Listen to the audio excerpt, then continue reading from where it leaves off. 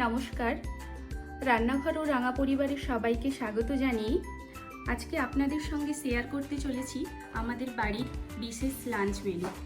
আজ ভাদ্র মাসের প্রথম রবিবার, আর এই দিনের সঙ্গে জুড়ে আছে বাংলার এক পুরানো ঐতিহ্য। চলুন সেই বিশেষত্বটাকে আমি একটু আপনাদের কাছে তুলে ধরি। বাংলায় প্রাচীনকাল থেকে বিশ্বাস করা হয় ভাদ্র মাসের প্রথম রবিবার দুপুরে খাওয়া চারটি জিনিস অবশ্যই থাকতে হবে। সেটা হচ্ছে ওল, ইলিশ মাছ, ঘি আর লেবু। এর পেছনে আছে স্বাস্থ্য আর সংস্কৃতির এক দারুণ মেলবন্ধন।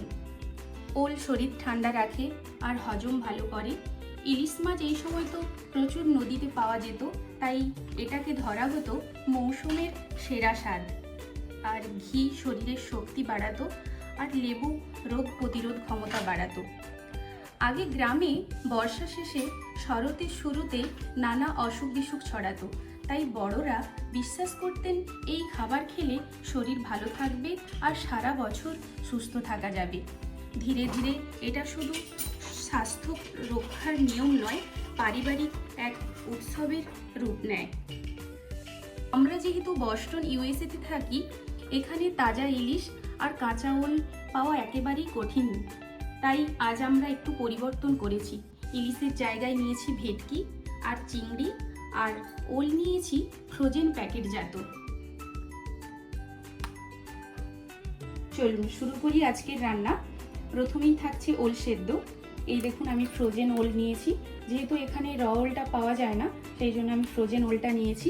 ফ্রোজেন ওলটা আমি এই যে একটা পাত্রে ঢেলে নিচ্ছি। এই দেখুন, এটা ভালো করে নুন দিয়ে সেদ্ধ করব প্রেসার কুকারে। দেখুন, এই যে নুন দিয়ে সামান্য নুন দিয়ে আমি এই যে প্রেসার কুকারের ঢাকনাটা বন্ধ করে দিচ্ছি। ওলটা সেদ্ধ হোক ততক্ষণে। চলুন, এদিকে ওলটা সেদ্ধ হোক আর আমি এদিকে চিংড়ি মাছ ভালো করে ধুয়ে নুন হলুদ মাখিয়ে নিয়েছি। আমি চিংড়ি ভাপা বানাবো। তো চিংড়ি ভাপা বানানোর জন্য এই যে আমি এখানে কালো সর্ষে নিয়েছি 1 চামচ, হলুদ সর্ষে নিয়েছি 1 চামচ, আর পোস্ত নিয়েছি 1 চামচ, আর 1 চামচ টক দই, 2টো কাঁচা লঙ্কা, আর 1 চামচের মতো ওই নারকেল কোড়া। সেটাকে আমি এখন মিক্সিতে পেস্ট করে এটা ম্যারিনেট করে রাখবো। ম্যারিনেট করে আধ ঘন্টা ছেড়ে দেবো, তারপর আমি ভাপে বসাবো। এদিকে ওলটা সেদ্ধ হয়ে গেছে, আর এদিকে দেখুন ভাপে বসাবো চিংড়ি মাছটা, জলটাও ফুটছে। এই যে চিংড়ি মাছটা আধ ঘন্টা আমার হয়ে গেছে মাখানো। এর সাথে এবার আমি একটু কাঁচা তেল দেবো, সর্ষের তেল। এই যে 3 চামচের মতো কাঁচা সর্ষের তেল দিচ্ছি। সেটাকে খুব ভালো করে মাখিয়ে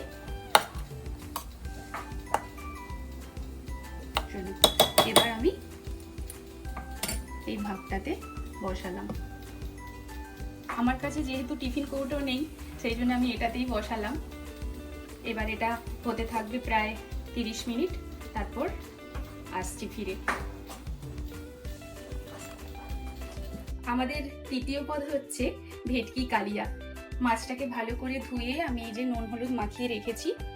আর ভেটকি কালিয়া বানানোর জন্য যা যা উপকরণ লাগবে আমি সেগুলোও রেডি করে নিয়েছি।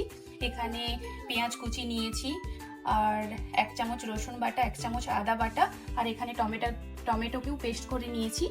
আর এখানে 1/2 চামচ হলুদ গুঁড়ো, 1/2 চামচ লঙ্কা গুঁড়ো, 1/2 চামচ ধনে গুঁড়ো, 1/2 চামচ জিরে গুঁড়ো, এটাকেও মিক্স করে রেখেছি। চলুন, এবার এদিকে তেলটাও গরম বসে দিয়েছি, সর্ষের তেল। চলুন, এবার আমি মাছটা হালকা ফ্রাই করব।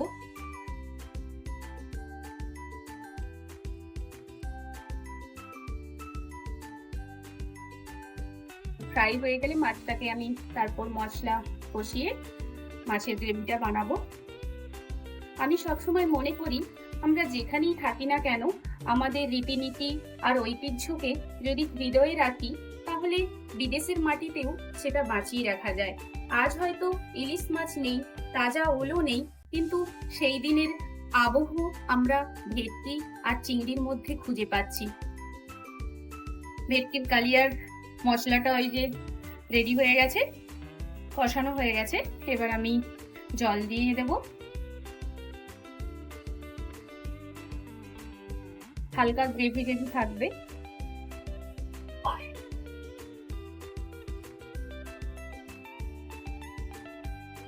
ঝোলটা ততক্ষণ ফুটুক, তারপর মাছগুলো দিয়ে নামিয়ে নেবো একটু ফুটিয়ে।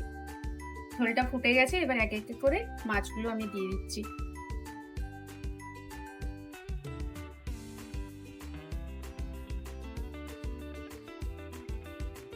চলো কিছুক্ষণ ফুটতে থাক, ফোটানোর পর হয়ে আসলে আমি এটা নামিয়ে নেব। আর এরই সাথে আরেক পদ আমি বানিয়ে নিয়েছি, ভেন্ডি, বেগুন, মূলো আর পাকা তেঁতুল দিয়ে একটু টক বানিয়েছি। এই দেখুন এখানে টকটাও ফুটছে এখানে। তাহলে আজকের ভাদ্র মাসের প্রথম রবিবারের লাঞ্চ মেনু, যেটা সবার প্রথম ম্যান্ডেটারি, এই যে ঘি নিয়েছি, আর এই যে সাদা ভাত, তার সাথে লেবু আর মূলো শাক ভাজা, এটা আমি অনেক আগেই ভেজে নিয়েছিলাম। আর এটা পটল আলুর ভর্তা, আর ওটা ওল সেদ্ধ, আর একটু স্যালাড নিয়ে নিয়েছি। আর এটা হচ্ছে ভেটকির কালিয়া, আর এটা রয়েছে চিংড়ি মাছের ভাপা, আর এটা ভেন্ডি, বেগুন, মূলো দিয়ে একটু টক বানিয়েছি পাকা তেঁতুল দিয়ে, আর এটা হচ্ছে টক দই। এই হচ্ছে আমার আজকের লাঞ্চ মেনু।